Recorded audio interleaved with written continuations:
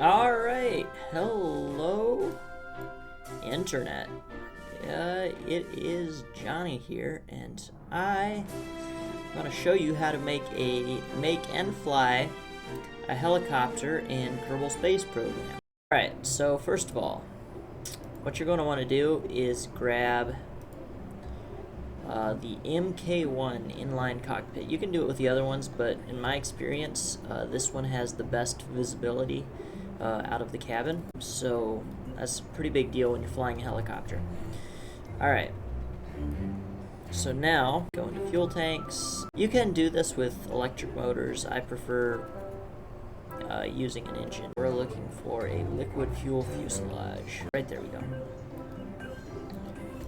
Next thing to do is go ahead and pop into aerodynamics and go ahead and throw a tail cone on there. Let's get the straight cone. There we go. Alright, and we can go ahead and throw a nose cone on the front of the aircraft, just to make it look pretty. Alright, one thing I forgot to mention is this part is going to need tilted forward, so what you have to do in that case is set the fuel tank to the root part, or just spawn that one in first. Tilt the cabin down appropriately. I'd say 5 to 10 degrees is okay, just gives you a little bit extra visibility.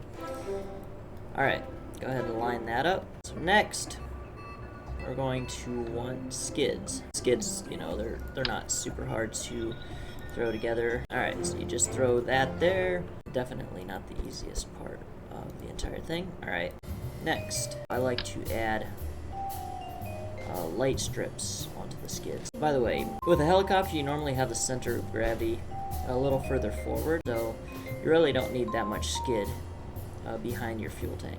Like I was saying, I like to add light strips onto the skids here. That'll work. Just move that up. Go into the rotate tool. That just so when you get close to your LZ, it'll shine a light down so you can see what you're landing on. It's mainly a thing of personal preference. Do you need it? No. Is it handy? In my experience, yes. It also kind of gives you a visual cue. You can see it out of the cabin normally. You can see these light bars. Like I said, it's all personal preference. Next is the main rotor. What you're going to do is pop into robotics. One thing I forgot to mention, you do have to have the braking ground because that has the robotics. Alright, go ahead and throw turbo shaft engine up there. First of all, you want to toggle snap on, and you want to put this slightly behind your center of mass. And yeah, that'll make it a little bit nose heavy, but also you're going to be adding some weight in the back too, so it usually works better to have it slightly ahead. So now you're going to want to pop into aerodynamics. Going to want to grab the Type B rotor blade. So now we're going to want this rotor to be spinning clockwise. So that would be counterclockwise, that is clockwise. And just throw that on there. Alright, another thing, very small nose cone, alright. For aesthetic purposes, you know? Alright, so, make sure that is set to, oh yes, and another thing, you want to set this to symmetry. Alright, so go ahead and pop that in there again. That is for counterclockwise. We want clockwise. There we go. Perfect. Honestly though, direction doesn't matter. I just have a thing that I prefer, but I mean, you want to go counterclockwise, that is up to you. Alright, so next, go ahead and pop into robotics again. You could do this whole thing with electric motors. I just prefer using this turbo shaft engine just because you get more time out of it, like your flights last longer, if you know what I'm saying. Alright, you can set that back to right there. Right there. Also, if you want to move around, push down on your middle mouse button and drag, and that'll move you around. I did not know that for the longest time, and that made vehicle assembly like a bazillion times easier, and that's not even a real number. So yeah, it's a game changer for sure. Alright, there we go, and that is definitely not lined up with the rest of the aircraft. This part definitely takes some finesse, and you obviously want to get stuff at least partially accurate or whatever. I mean, you want it to fly right? Get what I'm saying? Alright, don't need a whole lot for the tail rotor. Really, it barely takes anything to keep it straight. So, like, propeller type A, that would probably work fine. You're going to want to set that to symmetry mode. Go ahead and toggle snap on for this part. Alright, so now you want to set the authority limiter to usually, I don't know, 4 or 5 degrees, probably 5 degrees. On the main blades, honestly, 3 degrees is fine. If you want to pull more collective than that, if you want to have a little more control, you can. Problem is, when you're learning to hover and you have more than that, it is so easy to overdo it. And then you just, yeah, you can't recover after that, really. I mean, you can, but it takes some effort on your part. So, I don't know. I would leave it at 3 degrees for beginner, honestly. I'll set it to 6 degrees for myself. Alright. And so, yeah, the breaking ground expansion in KSP actually implements cyclic and collective inputs, which is insane. To be honest, like, in my experience so far as realism for flying, it's not bad. Like, it's obviously a game, so take that with a grain of salt, but for a simulator, it is not bad. So yeah, let's go ahead and throw batteries on here for the tail rotor. Oh, one thing, you want to set the brake limit to like 5 or something. It really doesn't matter on the tail rotor because that doesn't have a whole lot of torque, but if you want to slow down your rotor blades, it's kind of important. Alright, so batteries. It doesn't take a whole lot. Just line the bottom of the fuel tank with a few of these batteries. Honestly, you could just build the battery in line, work just as well. Alright, so now you move on to the controls. So you're going to need a joystick for this. If you can control this helicopter with a keyboard and mouse, that is impressive. Otherwise, yeah, just do yourself a favor and get a joystick. So this is the, can you read it here? I think it's backwards, but it's the Thrustmaster something. I honestly can't even remember. But yeah, this joystick, I'll put a link to it somewhere. This joystick costed, I think it was like $50. I want to say $50. I bought it used. It was in pristine condition when I got it, and I gotta say, it works very well. Obviously, if you're buying a used product, you're kind of stuck with what you got, you know. I mean, I got a good deal on mine. You might get boned if you get something used. I think it's like $100 new. And you can use the throttle axis as your collective for collective input, and it sort of works. A lot of people do it. I don't like it, so I actually, I'm going to move my camera here for a second. I actually built this apparatus right here. This is my collective, and you know, it took me like 3 hours to build it, and just a few nuts and bolts. And yeah, obviously you have to have some knowledge of working with microcontroller boards and stuff like that. It wasn't too hard, but it'd probably be easier just to buy a collective. I think you can buy them for, you know, not super expensive. I think they're like, I want to say like $50 for a cheap one. I could be wrong on that. I'll throw a link to one down in the description. Alright, so, oh yeah, another thing I like about this collective though, is I actually made it so I could swap out the armrest for my chair with the collective. So right now my chair doesn't have an armrest, so I don't have that in my way, and I just bolted the collective right down to the chair, and I can switch it back at any time. It's pretty neat, actually. I do definitely want to upgrade it at some point, but for now it works alright. The one thing is there is no throttle axis on the collective, which normal helicopters would normally have that. on the collective. So that definitely takes away from your experience a little bit, because you need to let go of the collective and then run the throttle by hand, which, I mean, yeah, it's definitely not the same as flying a real helicopter in that way.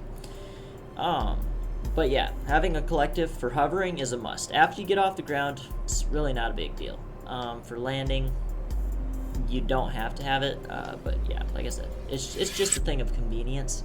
And I mean, it's building skill. I mean, I could see getting into bad habits with it, and then thinking you would ace flight instruction with a helicopter, and then just totally bombing it. But yeah, I mean, it is what it is. All right, so we've got to set up the axis controls and everything. So first of all, this is going to be connected to the throttle axis RPM limit, and that needs to be, I think normal control is correct there. This does take some tweaking, and you gotta load your craft, see if it works. If it doesn't, you gotta go back. Alright, so custom 1, that's going to change your deploy angle. That's alright. Okay. So also, you want to remove yaw control from your rotor blades, and you want to remove pitch and roll control from your tail rotor. Alright, next is, I'm trying to remember here. You want to set up your brakes for your turboshaft engine and your light duty rotor. That is set up. What else?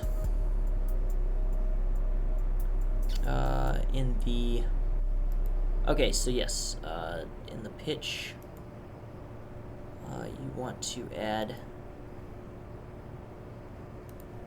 okay, in the pitch and roll, you want to add the helicopter blades, and then in the yaw control, you want to add your tail rotor.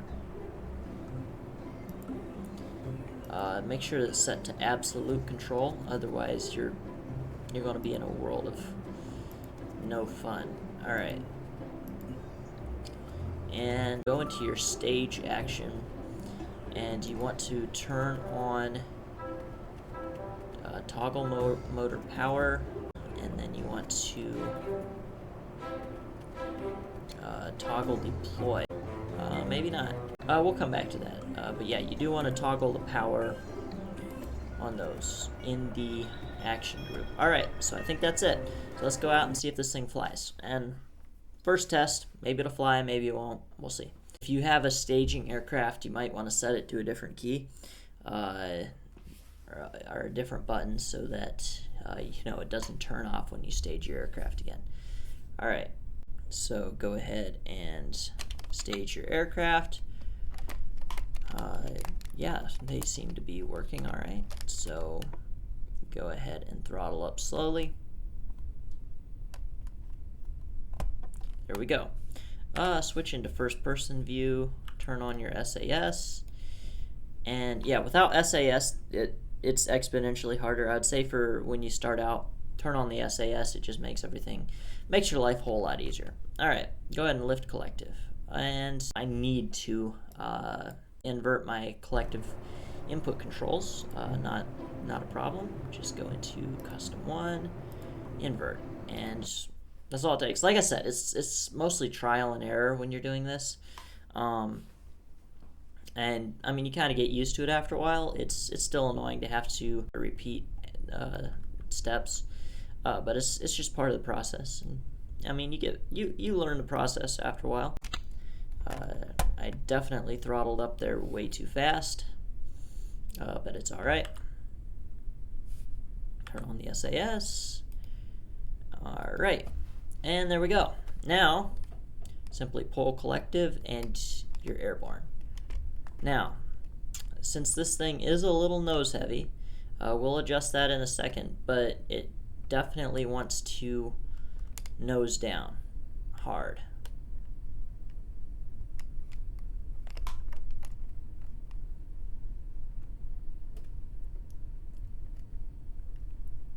So I do have very good roll control, but it should be better than that. So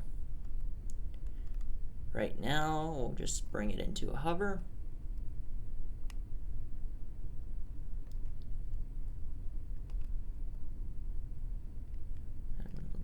Oof. Revert flight to spaceplane hangar. First of all, now that we've got everything lined up, we will move this closer to the center of gravity. Still keep the center of mass slightly ahead of the center of lift. And that should be good. All right, let's go ahead and launch. Let's go ahead and stage the aircraft. Yeah, that was something I did, but that's all right. All right, so now go ahead and throttle up. Definitely faster than I needed to throttle up. And go ahead and hop into the cabin. It is hard to do this when not in first-person mode. All right, so go ahead and lift collective. Oh yeah. So, as I've said before, this is definitely not the easiest thing to do on your first try, but you kind of get better at it after a while. I mean, it's just a thing that you do with practice. I would say just practice going in a straight line down the runway and just landing on each individual mark, like going down the center of the runway. And yeah, that's a great hovering practice. And it takes a little bit of time to get, but it's all right. So definitely higher than I need to be here to land on top of that helipad on that building. Remembering 15 degrees is level. So I'm pretty sure I missed the building. Yep, so right there it is. So obviously you kind of have to work the kinks out of your aircraft. Like each individual aircraft is going to be slightly different, and so obviously I can't help you with that. But just try different things, and if it doesn't work, try something else. Okay, so this is what I mean about wanting to be able to see what's underneath of you, because right now I have no idea if I'm landing on the building or if I'm somewhere else. So right there, it kind of helps if you come into something a lot lower. And I lost control there, but that's all right as long as you back off. Try not to hit anything when you do. So let's do a proper approach here, or what I found to be appropriate for landing on a small target, and that is to come into a hover roughly even or level with your target, or your LZ or whatever you want to call it, and then just back off on the cyclic. Once you get directly over it, I definitely went too far. You want to keep your ground speed fairly low. So yeah, you see that was a fairly uneventful landing. I mean, we didn't die, so definitely goes in the W column, even though it took a little bit of time. One thing that I do a lot of, or I did a lot of when I was practicing, was just practice going between the helipad on top of the VAB and the helipad on top of the administration building. So back off the collective and pull back. I definitely took that one too sharp. Alright, and you want to pull collective now. That was definitely not my best approach ever. I feel like I need a longer blade, or longer blades on my tail rotor, because I don't have a whole lot of tail rotor authority right now. So yeah, just like I said, it's all just tweaking your designs. Eventually you'll land on a design that works all right for you. So go ahead and land, skidded, but hey, that's what skids are for, right? It's literally in the name. Okay, no, not exactly. Definitely not good practice, but yeah. And then once you get really good, which I don't know if I'll be able to do it with this helicopter since I'm new, or since it's new to me, but once you get pretty good at it, you can fly in tight spaces. So right now I'm just kind of auto-rotating down. I'm not even using the collective right now, so it's more like a parachute than anything, which weird to think about, but whatever. And just hover down through this hole. I've done this several times. It is definitely a challenge, and yeah, that's me concentrating right there. It's definitely a challenge, but it is rewarding once you get it. I'm actually surprised I made it right there with me being new to this helicopter being new to me, whatever. Alright. And also, if you turn too steep, you will crash. It's long and short of it. Yeah, there we go. And I do have a very small amount of experience piloting helicopters in real life. I work with a guy who actually does stuff like crop dusting with helicopters. So he's given me some stick time, which is kind of insane. I don't know how I ended up with such a sweet deal, but it definitely helps to learn from a professional about flying helicopters. I still have a very limited knowledge of rotorcraft, but I'm learning, and it is definitely a passion of mine. So go ahead and lower collective. Definitely not super smooth landing, but there you go. So that is how you make and fly a helicopter in Kerbal Space Program. I'll probably make a follow-up video that is hopefully better, but for now, I hope you guys enjoyed.